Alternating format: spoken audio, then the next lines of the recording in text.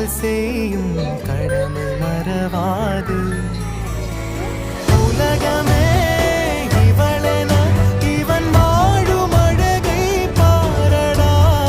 மகளென வளர்க்கிறான் இவன் உயரம் குறைந்த தாயடா. இவனின் அன்பை அளந்திட எந்த மொழியும் போதாது.